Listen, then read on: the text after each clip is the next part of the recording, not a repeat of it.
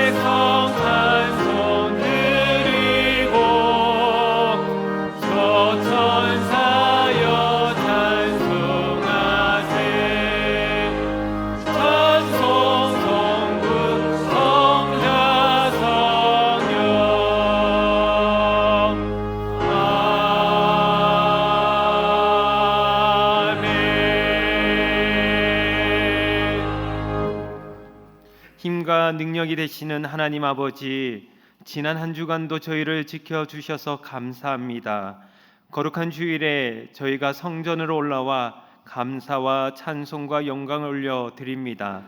이 시간 우리의 마음과 성품과 힘을 다하여 예배를 드리오니 이곳에 임재하셔서 우리의 예배를 받아 주시옵소서. 주 예수 그리스도의 이름으로 기원하옵나이다. 아멘. 나는 전능하신 아버지 하나님 천지의 창조주를 믿습니다. 나는 그의 유일하신 아들 예수 그리스도를 믿습니다.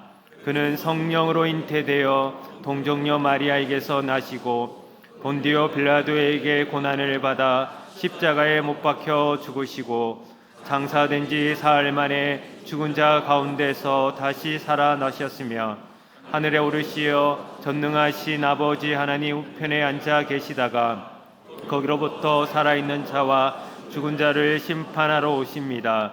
나는 성령을 믿으며 거룩한 공교회와 성도의 교제와 죄를 용서받는 것과 몸의 부활과 영생을 믿습니다. 아멘.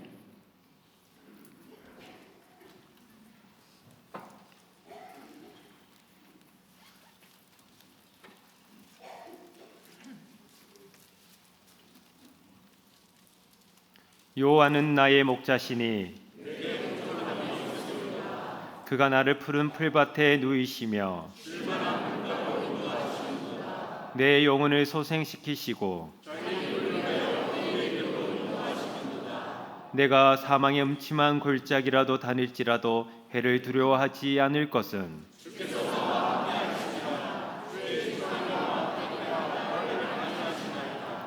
주께서 내 원수의 목전에서 내게 상을 차려주시고 내 평생의 선하심과 인자하심이 반드시 나를 따르리니 아멘.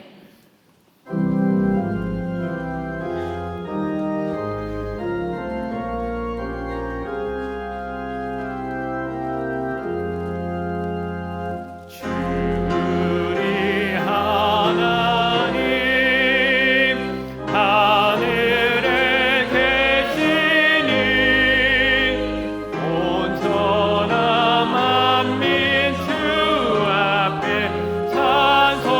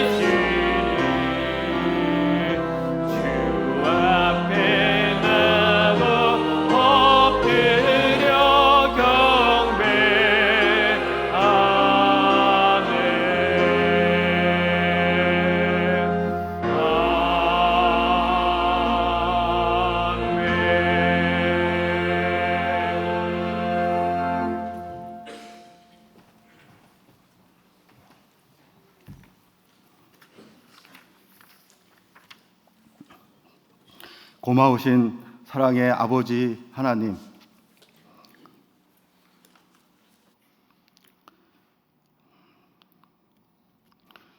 우리를 이 세상 죄와 사망에서 구원하시고 날마다 주님의 귀한 사랑 가운데 살게 하시니 너무나 고맙습니다. 주님의 크신 은혜에도 우리가 주님 자녀로 온전히 살아가지 못함을 이 시간 불쌍히 여겨주시기를 기도합니다. 우리의 믿음 없음과 잘못들을 모두 용서해 주시고 주님 앞에 나와 예배드리는 기쁨과 감격을 허락해 주시옵소서. 하나님 아버지, 오늘은 새생명 잔치가 있는 날입니다. 와보라 초청한 영혼들이 모두 주님 앞에 나와 구원의 크신 은혜를 덧입을 수 있도록 역사하여 주시기를 기도합니다. 우리 교회에 잃어버린 어린 양 한 마리를 찾는 기쁨과 감사가 언제나 충만케 하여 주시옵소서. 온 세계에서 새 생명의 복음을 나누기 위해 온갖 헌신을 다하는 선교사님들도 지켜주시기를 기도합니다. 갈수록 하나님의 창조 섭리와 진리를 예면하는 이 나라 백성들을 긍휼히 여겨주시기를 기도드립니다. 온 사회에 널리 퍼져 있는 교만과 불의를 하나님 앞에서 회개하고 주님 말씀과 공의 안에서 하나님을 경배하며 새롭게 이 나라를 세워가도록 역사해 주시옵소서. 아버지 하나님, 각자의 아픔과 소원을 주님께 간절히 아뢰는 성도들의 간구에 귀 기울여 주시기를 기도합니다. 하루속히 모든 병마에서 벗어나게 하옵시며 날마다 일용 양식을 풍족히 공급해 주시옵소서. 수능과 취업을 앞에 둔 청소년들과 청년들에게 하나님이 허락하신 각자의 길을 발견하고 개척할 수 있는 믿음과 능력을 더하여 주시옵소서. 하나님 아버지, 우리가 언제나 주님 말씀 가운데 살기를 소원합니다. 오늘도 박재현 위임 목사님이 전하시는 십자가의 능력, 이 말씀이 우리 발의 등이요 우리 길의 빛이 되기를 간구드립니다. 이 가을에 교회에서 이루어지는 모든 기도회와 성경 공부와 부흥회, 성령님이 늘 함께 하시어 모든 성도들에게 충만한 생명의 꼴을 공급해 주시옵소서. 특별히 상공 플러스 수련회 많은 젊은 부부들이 참가토록 하시고 주님 주시는 위로와 평안을 넘치도록 허락해 주시옵소서. 오늘도 아름다운 시온 찬양대 찬양이 하나님 아버지만을 영화롭게 하기를 기도합니다. 새생명 구원 역사를 위해 애쓰고 힘쓰는 주의 모든 일꾼들에게 하늘로부터 오는 크신 상급을 허락해 주시옵소서. 이 세상 모두에게 새 생명 주시는 우리 구주 예수님 이름으로 기도합니다. 아멘.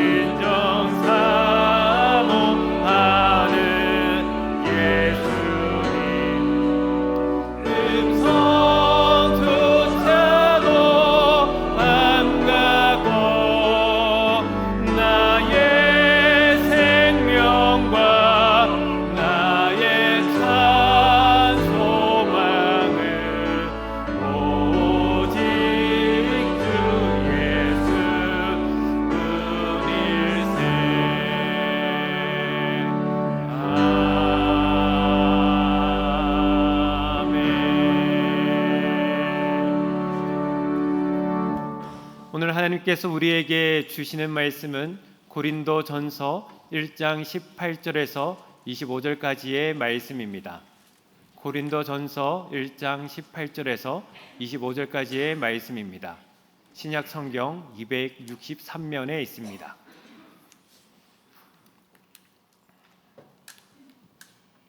하나님의 말씀을 봉독하겠습니다.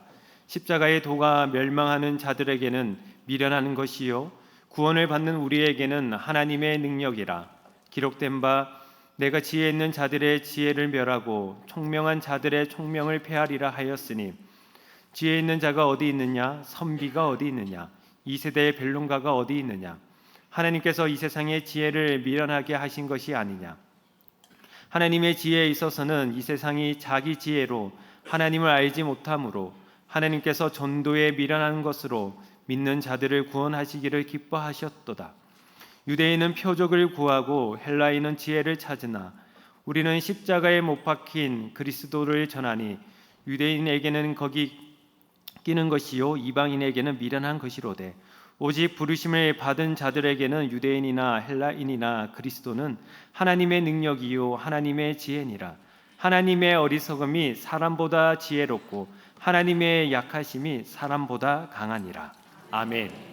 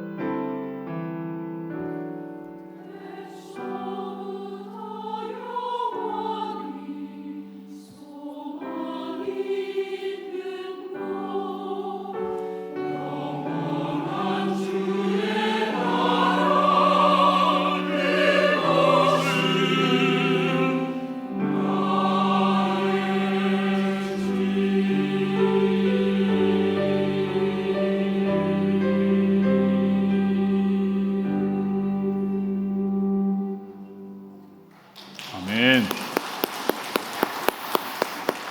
네, 우리 시험차원들의 찬양을 하나님께서 기뻐 받으신 줄로 믿습니다. 여러분 한 주간 동안 잘 지내셨습니까? 네, 오늘은 새생명잔치가 있는 주일입니다. 그동안 많은 분들이 전도 대상자들을 작정하셨고 또 오랜 동안 기도하셨고 새생명잔치에 초청을 하셨을 거라고 생각을 하는데요. 어떤 분은 초청에 흔쾌히 응하셔서 찬양 예배, 오후 찬양 예배에 우리 교회에 오시기로 하신 분들도 있으실 것이고, 또 어떤 분은 초청은 했지만은 다음으로 이렇게 미루신 분들도 있으실 것이고요. 또 어떤 분은 오시기로 하셨는데 어제 저녁에 밤에 갑자기 전화가 와서 갑자기 급한 일이 생겨서 못 오게 됐다라고 그러한 연락을 받으신 분들도 있으시지 않을까라는 생각을 하게 되는데요. 물론 아쉬운 마음도 있고 안타까운 마음도 있으시겠지만은 하나님께서는요, 우리의 이 모든 과정을 이미 다 알고 계시는 줄로 믿습니다. 우리가 안타까운 만큼 하나님께서도 같은 마음이실 텐데요.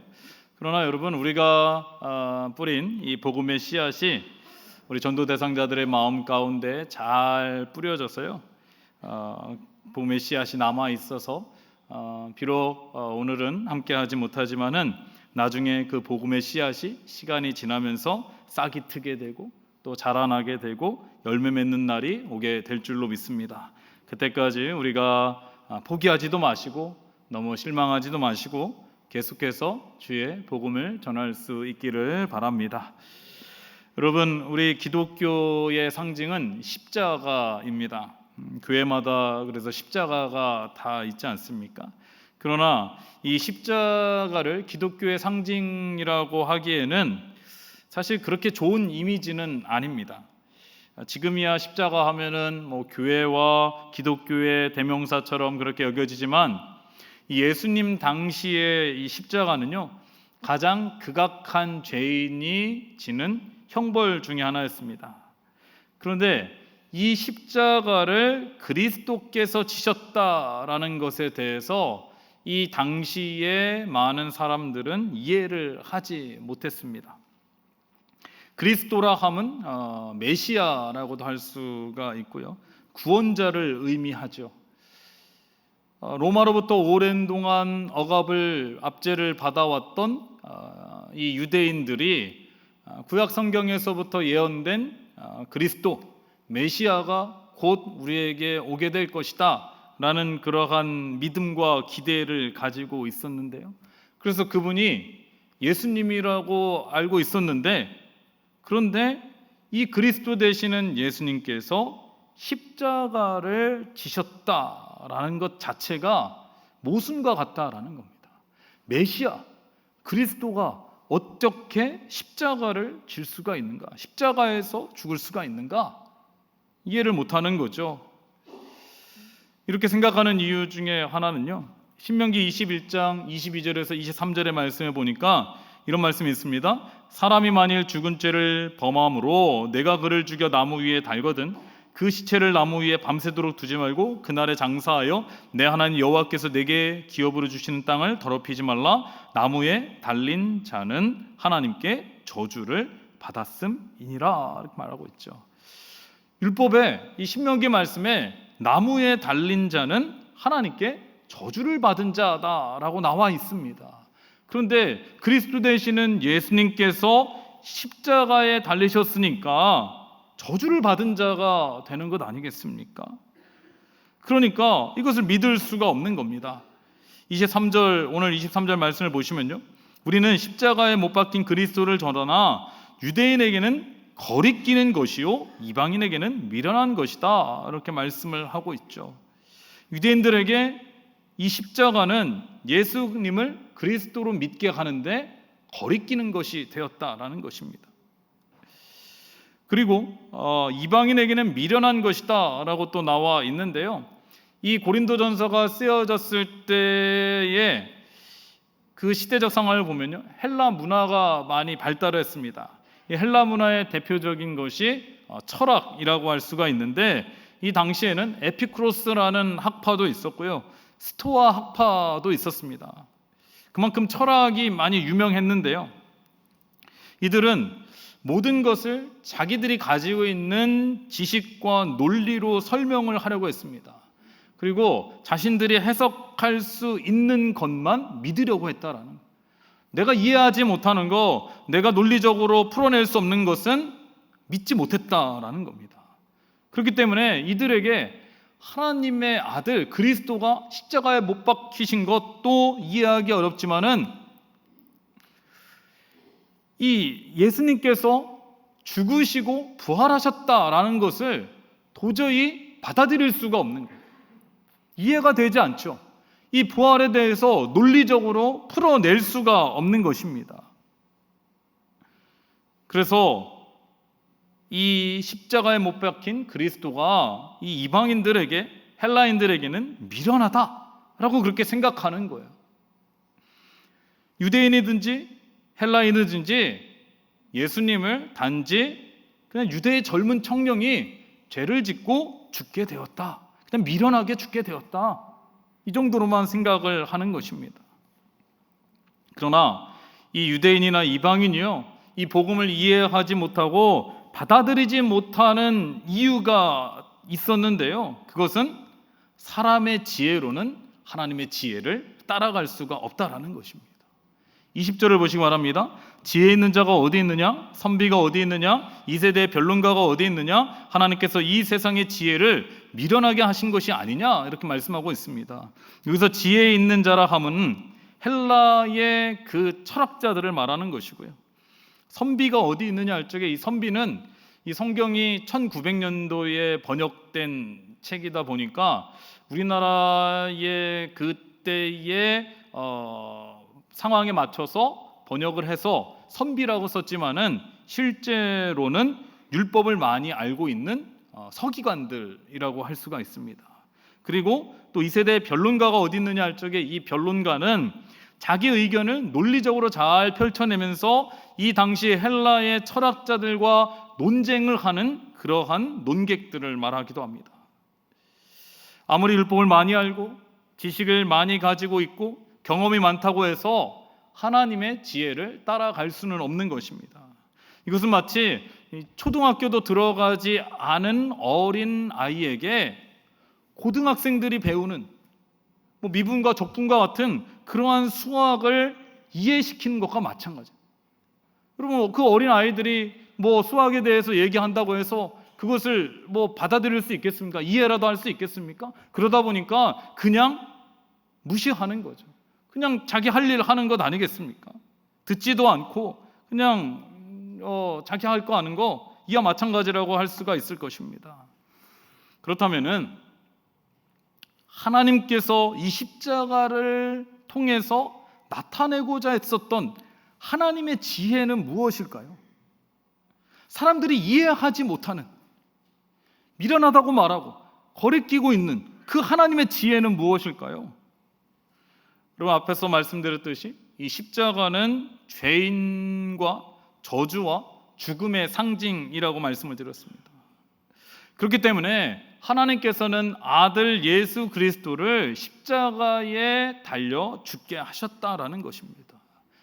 여러분, 우리는 모두가 죄인입니다. 죄의 결과로 죽을 수밖에 없는 자들이고요, 죄와 사망으로부터 우리는 영원한 멸망을 받게 될 사람들이었습니다.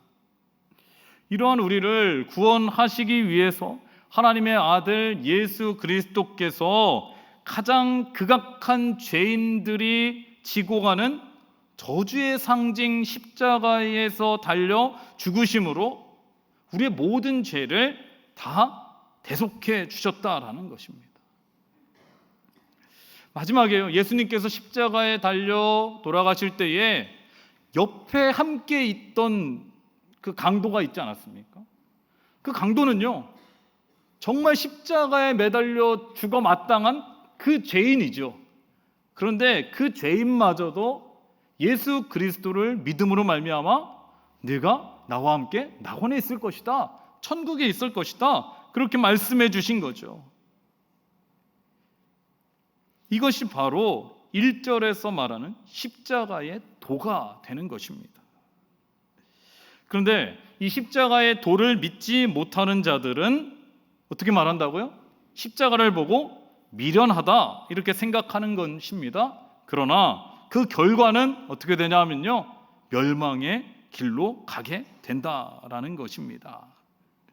그래서 이 멸망하는 자다라고 18절의 말씀을 보시면요, 18절의 말씀에 보면은 십자가의 도가 멸망하는 자에게는 미련한 것이요 라고 말하고 있을 때에, 이 멸망하는 자는 시제로 봤을 때는 현재 진행형을 쓰고 있습니다. 그것은 무엇을 의미하느냐? 현재 믿지 못하면요, 지금은 멸망하는 것 같지 않고 살아가고 있지만은 나중에 멸망의 길이 예비되어 있다라는 거예요. 지금은 그것을 깨닫고 있지 못하고 그냥 살아가고 있지만은 십자가의 도를 알지 못하면은 계속해서 멸망의 길로 가고 있는 거예요. 그러나 이후에라도요, 십자가의 도를 믿게 되면은 이것은 하나님의 능력이 되어서 구원을 받게 된다라는 것입니다. 그렇다면 여러분은 이 십자가의 도, 예수 그리스도의 복음의 능력을 믿으십니까? 아멘이라고 말씀하셨는데요, 언제부터 우리는 이 복음을 믿게 되고 알게 되었을까요? 정확한 시기를, 날짜를 알 수는 없죠. 그러나 우리가 예수 그리스도를 믿고 난 후라는 것은 알고 있습니다. 사실 처음에 예수 그리스도를 믿었을 때에는요, 하나님의 말씀이 어렵게 느껴지기도 하고요, 이 말씀이 진짜 맞는 것일까? 의심이 생기기도 했을 것입니다. 예수님께서 나를 위해 죽으셨다라는 것, 나를 위해 십자가를 지셨다라는 것, 그것이 마음에 와닿지 않기도 했고요, 예수님께서 죽으시고 부활하셨다라는 것을 믿기도 어려우셨을 수도 있습니다. 그러나 점점 시간이 지나면서 하나님의 말씀이 나를 향한 말씀으로, 하나님의 음성으로 들리기 시작하게 됩니다. 나를 위해 십자가에서 죽으신 예수 그리스도의 사랑을 깨닫게 되고요, 나 같은 죄인을 구원해 주신 그 하나님의 은혜가 너무도 큰다라는 것도 알게 됩니다. 점점 하나님의 은혜와 사랑이 이해가 가게 되고요, 믿게 되는 것입니다. 여러분, 부활은 언제부터 믿으셨습니까? 내가 부활을 믿어야지, 내가 이것을 한번 세상의 지식으로 한번 풀어봐야지, 내가 공부를 해봐야지, 그렇게 해서 우리가 부활을 믿은 것이 아니라는 거예요. 믿어지는 거죠. 신학자들도 풀어내기 어려운 삼위일체론도요, 여러분, 삼위일체에 대해서 참 설명하기 어렵죠. 그러나 어느 순간서부터 삼위일체도 믿어지게 된다라는 것입니다. 나의 지식과 나의 능력이 아니, 이것이 바로 십자가의 도구요, 하나님의 능력이고 하나님의 지혜라는 것입니다. 그래서 24절의 말씀에 보면요, 오직 부르심을 받은 자들에게는 유대인이나 헬라인이나 그리스도는 하나님의 능력이요 하나님의 지혜이니라, 이렇게 말씀을 하고 있습니다. 그러면은 이 십자가에도 하나님의 능력, 하나님의 지혜를 아는 사람은 어떻게 살아갈까요? 첫째는 나를 구원해 주신 그 하나님의 은혜와 사랑에 감사하면서 주를 위해 살아가게 된다라는 것입니다. 그래서요, 사실 오늘 주일이지 않습니까? 다른 사람들은 주일이 되면은 일주일 동안 힘들었으니까요, 한 5일 동안 힘들고 했으니까 집에서 쉬고 싶기도 하고, 또 어디 좋은 곳에 가서 맛있는 것도 먹고 싶은 마음도 있습니다. 아니, 그렇게 산으로 바다로 놀러 가기도 합니다. 그러나 우리는 이 시간에 하나님 앞에 나와서 예배를 드리고 있죠. 예배를 드리는 걸로 그치는 것이 아니라 하루 종일 봉사하는 분들도 있습니다. 그리고 내일 또 출근을 하시죠. 또 어떤 분은요, 직장을 잘 다니시다가 쉬게 되셨는데 다시 직장을 나가셔야 되는데 쉬고 나서 주방 봉사를 하시는 거예요. 저는 걱정이 됐죠. 아니, 생계를 유지하셔야 되는데 어떻게 그렇게 하십니까? 그러면 하나님이 책임져 주시겠죠. 이렇게 쉬게 한 것은 하나님이 저 봉사하라고 하신 것 같습니다. 이렇게 말씀하시는 분도 있습니다. 저보다 믿음이 좋으신 것 같아요. 또 어떤 분들은요, 남들은 뭐 돈 모아서 좋은 휴양지 가서 좋은 호텔에서 자고 잘 쉬는데, 하나님 믿는 자들은요, 자신의 휴가를 내서 농촌에 가서 봉사하고 복음을 전합니다. 불편한 잠자리를 택하기도 합니다. 또 어떤 분들은요, 본인이 살아가기도 넉넉지 않은데 어려운 이웃들을 돌보기도 하고 돕기도 하고 또 베풀기도 합니다.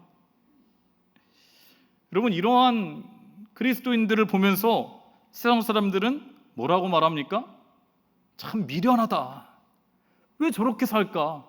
아니, 힘들지도 않나? 그렇게 생각할지도 모릅니다. 우리를 이해하지 못하지만은, 그러나 이것이 바로 하나님의 능력이고 하나님의 지혜라는 것입니다.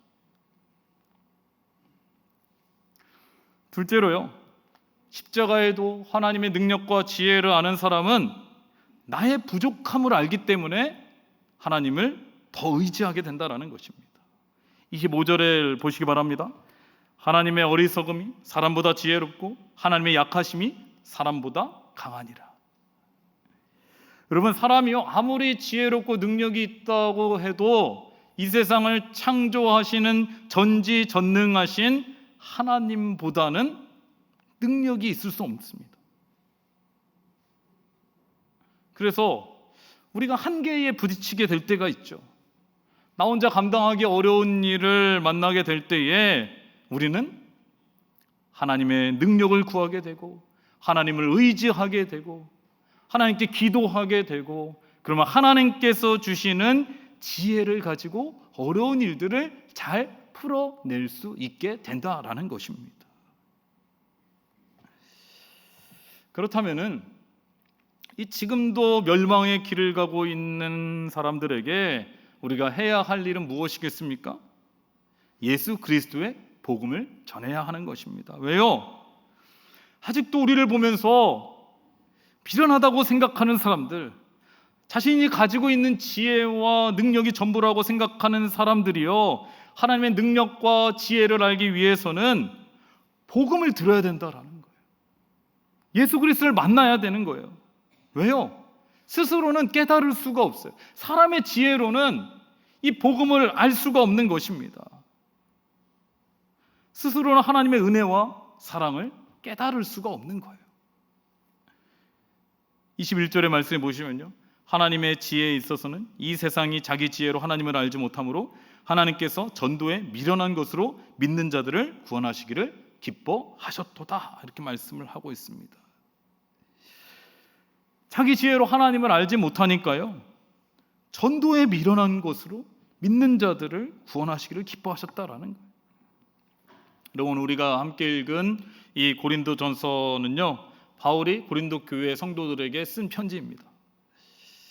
바울은요, 그리스도를 믿는 사람들을 끌어다가 옥에 가두는, 사람들에게 넘기는 그러한 사람이었습니다.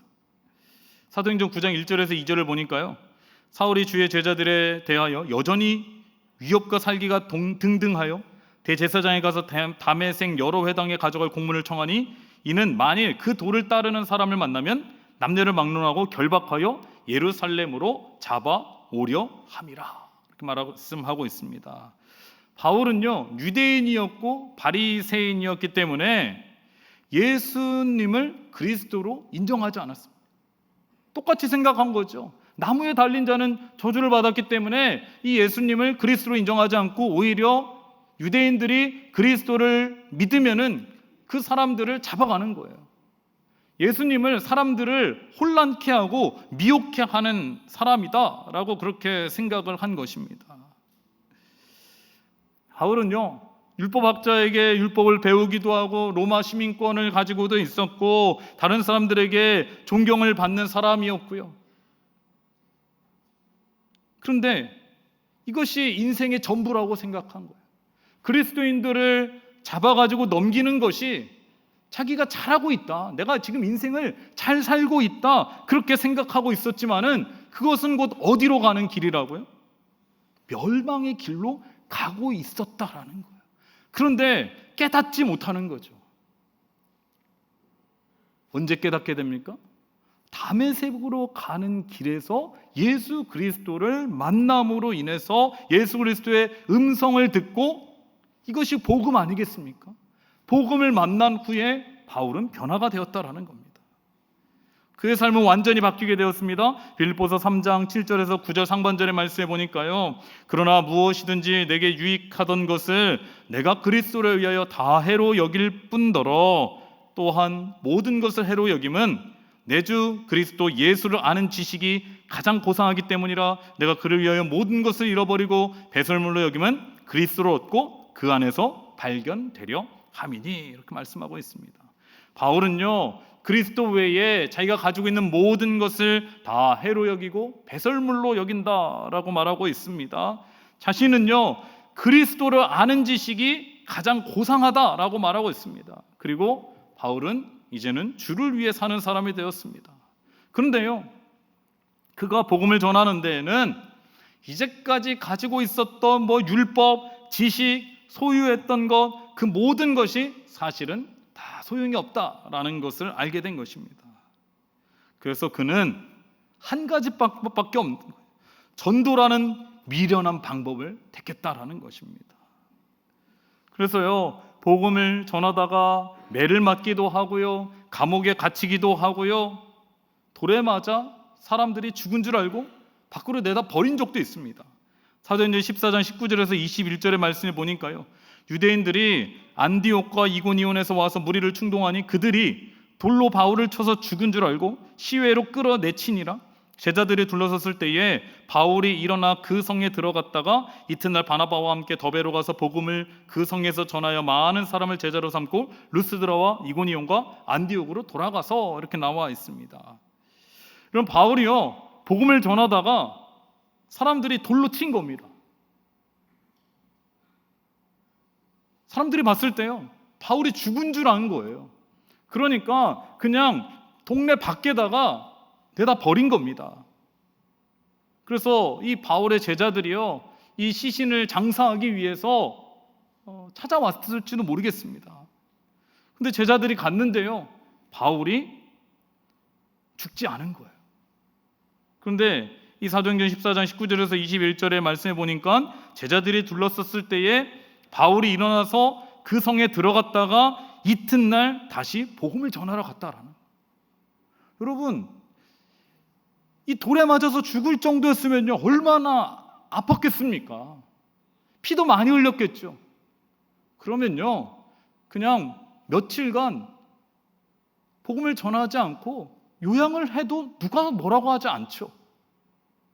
그냥 쉴 수도 있었을 것입니다. 그러나 그는 그 다음 날 아픈 몸을 이끌고 다시 복음을 전하러 가는 거예요. 세상 사람들이 보면은 뭐라고 생각할까요? 참 미련하다 라고 그렇게 생각할 수 있을지 모르지만, 이 미련한 방법, 전도밖에 복음을 전하는 것에 다른 방법이 없기 때문에 바울은 다시 일어서서 복음을 전하게 되는 것입니다. 저는 이 바울을 보면서요, 지난 한 달여간의 새생명잔치의 과정을 되돌아보게 됩니다. 그럼 우리가 전도를 하면 할수록 깨닫는 것은 전도는 참 쉽지 않다는 겁니다. 우리가 신앙생활 하면서요, 제일 어려운 것이 전도인 것 같아요. 예배 드리는 것, 지금 여러분 너무나 예배를 잘 드리고 계십니다. 말씀 듣는 것, 제가 부담스러울 정도로 잘 듣고 계십니다. 말씀 읽는 것, 여러분 주보 보면은 말씀 많이 읽으시죠. 기도하는 것, 다 잘할 수 있습니다. 그러나 참 전도가 어려운 이유가 뭘까요? 전도는 내가 가진 지식과 능력으로 하는 것이 아니기 때문이라는 겁니다. 그렇다고 해서요, 여러분, 전도에 다른 방법이 있는 것은 아닙니다. 오늘 이 말씀처럼 미련할 정도로요, 한 생명을 위해서 기도해야 하는 것이고요, 또 거절을 당하고 자존심이 상할 것을 알지만은 복음을 전하는 것이고요, 여러 번 찾아가게 되는 것이고요, 식사도 대접하는 것이고요, 만나기도 해야 되는 것입니다. 그런데도 사실은 잘 되지 않죠. 힘듭니다. 이번에도 이 새생명 잔치에 전도 대상자들을 적어내시고 함께 기도했지만 함께하지 못하는 분들이 있으실 텐데요. 여러분, 너무 실망하지 마시기 바랍니다. 낙심하지 마시기 바랍니다. 그렇다고 포기하지도 마시기 바랍니다. 바울과 같이 다시 일어서실 수 있기를 바랍니다. 미련할 정도로요, 우리가 다시 일어나서 복음을 전하는 겁니다. 여러분, 우리는 원래 죄와 사망의 권세에 매여서 아무런 능력도 없고 보잘것없는 나무 십자가와 같은 존재였지만은 예수 그리스도께서 우리의 죄를 대신 지시고 십자가에 달려 죽으심으로 인해서 우리를 멸망에서 구원으로, 죄인에서 의인으로, 저주에서 축복으로 바꾸어 주신 줄로 믿습니다. 우리가 그 은혜를 기억할 수 있기를 바라고요. 여러분, 우리가 십자가에서 떨어지면은요, 우리가 예수 그리스도로부터 떨어지면은 그냥 나무 십자가에 불과합니다. 아무런 능력이 없습니다. 그러나 주님과 함께 있을 때에 나의 능력이 아니라 예수님의 능력으로, 하나님의 능력으로, 하나님의 지혜로 살아가게 될 줄로 믿습니다. 우리가 나의 지혜로, 나의 경험이 아니라 하나님의 지혜로, 하나님의 능력으로 살아갈 수 있기를 주님의 이름으로 축원합니다. 기도하겠습니다. 하나님 아버지, 멸망의 길로 가는 우리를 구원하여 주셔서 생명의 길로 인도해 주심에 감사를 드립니다. 우리가 가진 작고 미약한 지혜와 능력이 아니라 하나님의 지혜와 하나님의 능력에 힘입어 살아가는 자들 되게 하여 주시옵소서. 오늘은 새생명잔치 주일입니다. 그동안 잃어버린 영혼을 전도하기 위해서 수고하고 애쓰고 기도한 우리 성도님들의 마음을 하나님께서는 다 알고 계시는 줄로 믿습니다. 우리가 기도한 한 영혼을 하나님께서 놓지 마시고 우리가 하나님의 지혜와 능력으로 전도할 때에 주여 가장 좋을 때에 열매 맺히게 하여 주시옵소서. 예수님의 이름으로 기도드리옵나이다. 아멘.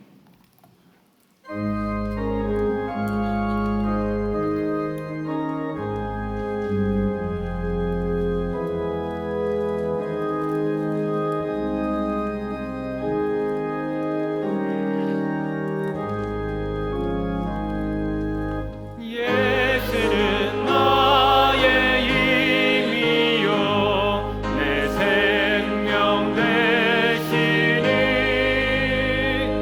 구주의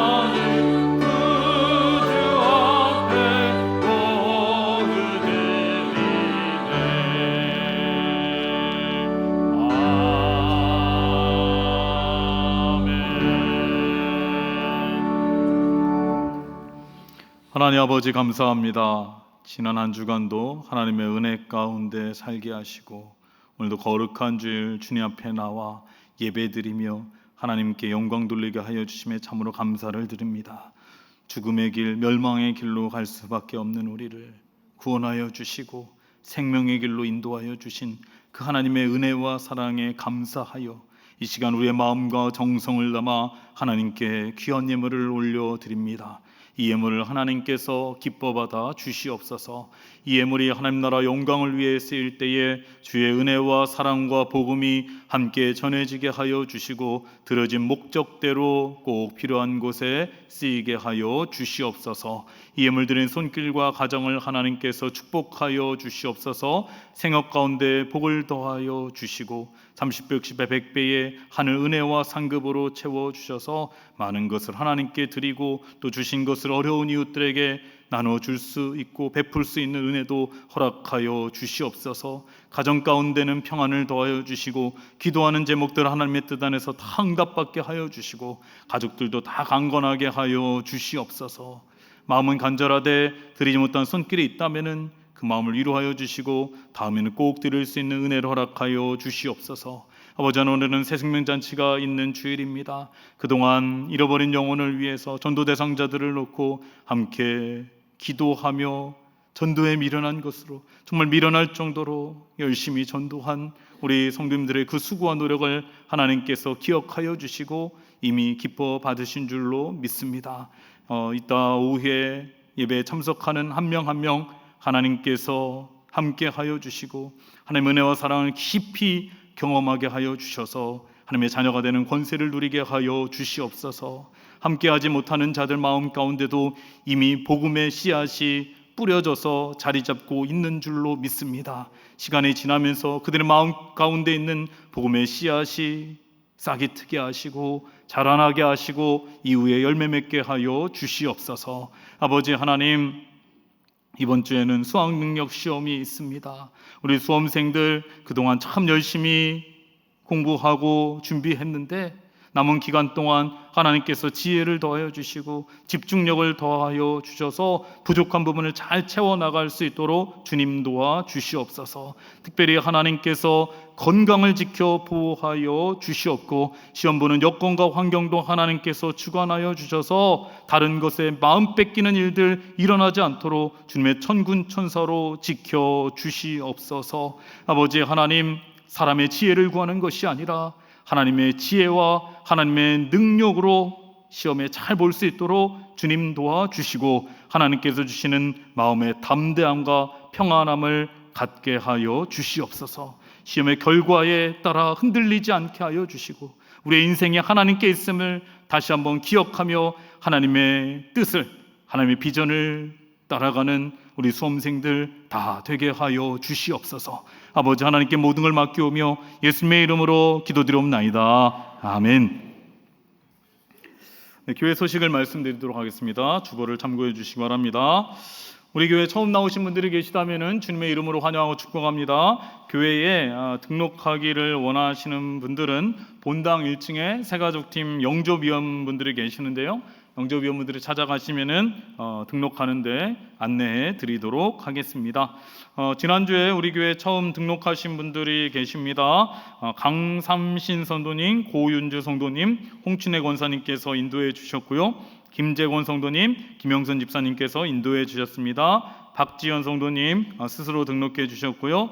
홍혜연 성도님, 최유균 집사님께서 인도해 주셨습니다. 이 시간에는 홍혜연 성도님께서 함께 예배에 참석하셨는데요. 잠깐 일어나 주시면은 우리가 환영하고 축복하도록 하겠습니다. 네, 저 뒤에 계십니다. 우리 박수로 환영하고 축복하겠습니다. 주의 사랑으로 환영합니다. 주의 사랑으로 환영합니다. 자매 안에서 주의 영광을 보내 주의 사랑으로 환영합니다. 우리 환영 박수 하겠습니다. 네, 감사합니다. 잘 오셨습니다. 제가 기도하도록 하겠습니다.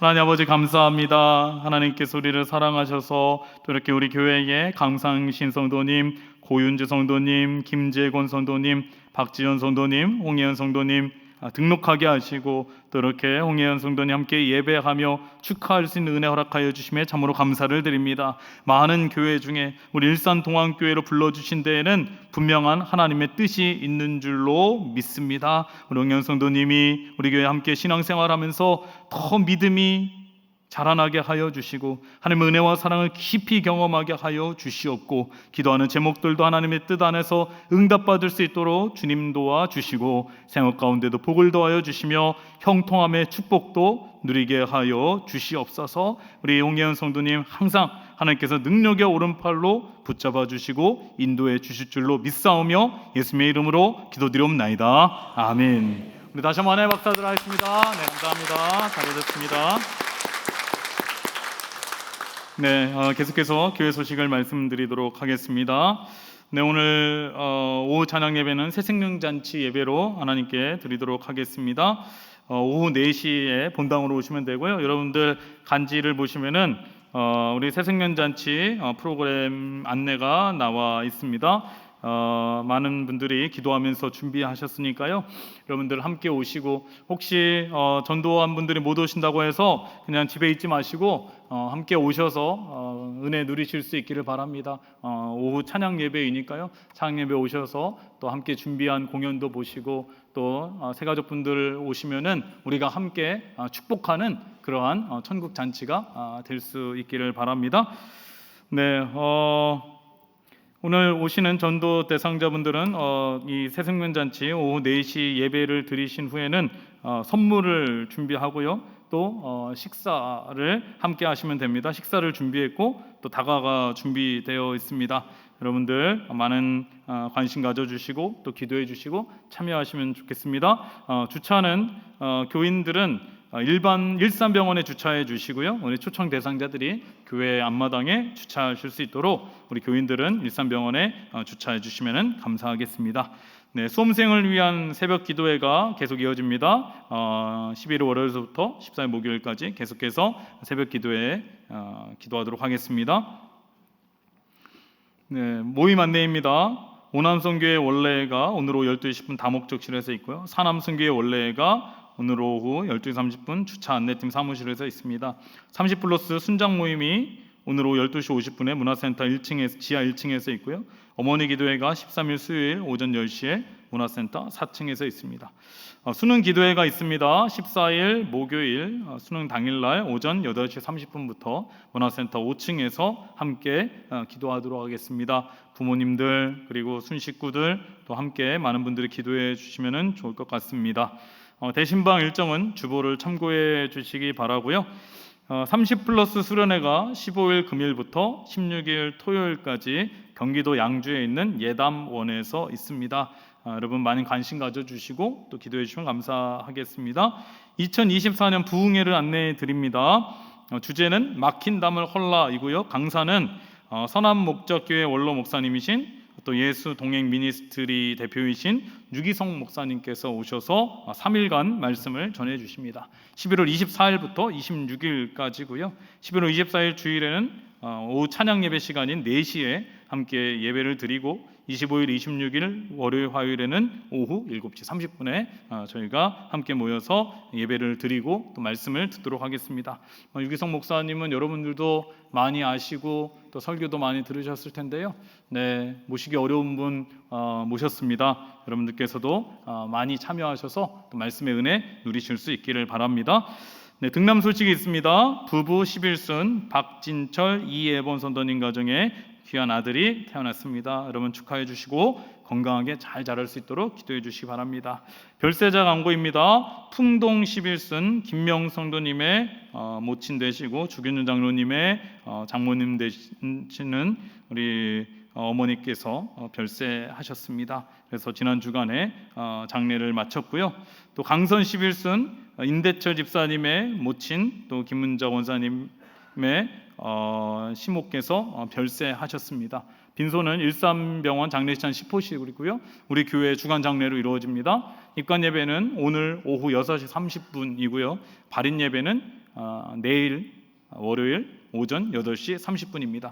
관련 부서는 강선 11순, 이남선교회, 육여선교회가 되겠습니다. 네, 우리 이제 옆에 계신 분과 인사 나눌 때에 이렇게 인사하겠습니다. 하나님의 능력과 지혜로 살아갑시다. 인사하겠습니다. 하나님의 능력과 지혜로 살아갑시다. 네, 한 번 더 인사하겠습니다. 그동안 전도하시느라고 수고 많으셨습니다. 그동안 전도하시느라고 수고 많으셨습니다. 네, 한 번 더, 오늘 특별한 날이니까요. 한 번 더 인사하겠습니다. 전도는 계속되어야 합니다. 전도는 계속되어야 됩니다. 네, 네, 이제 다 함께 일어나셔서 찬송가 91장 함께 찬송하시겠습니다.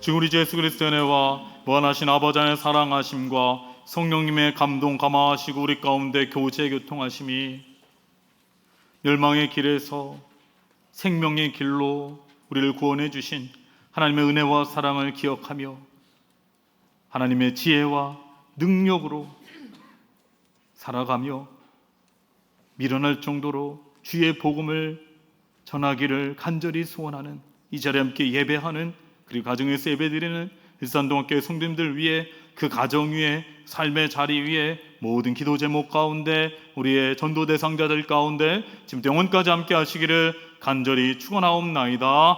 아멘.